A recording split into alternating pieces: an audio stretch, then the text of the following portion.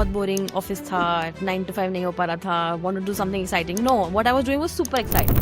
What suddenly shifted into your mind that made you start your own business? Appearing on the Shark Tank does adds a lot of value for your own personal or company PR as well. मैंने बहुत लोगों का divorce कराए हैं, and there are a lot of CBI work, so it was exciting. For specifically women, your sizes change. You don't look or fit. You know, a 5-year-old dress will not fit you now at all, right? But you want to. Shark Tank completely changes the businesses overnight. Was your experience also the same, or you would not agree on the same? When you're building a product for the masses, it has to be online. India is a country which is being called full of values, traditional values, and you've been operating into this space very closely. If a woman is building a fashion brand, what is the kind of advice that you would give to fellow or to the future entrepreneurs in this space? In terms of spending, there's a huge gap when it comes to Gen Zs and millennials. So how difficult it was for you to convince, how do you feel that you were the category creator, Indian consumers who at that point of time, or maybe today as well. You want to invest?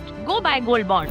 So for women, what is the range? And for men, what is the range? How many visits do they take to finalizing one outfit? So I think the Snitch and Red Rabbit have done a fantastic job in terms of creating that kind of fashion that people... What is the difference in the consumer behavior of Gen Z versus millennials? Got it. So when they come to the store, maybe they are the quickest to decide. Mention regularly about brand building. And the most important factor comes here is trust. You've been building your business since a decade. As a brand, how do you build trust?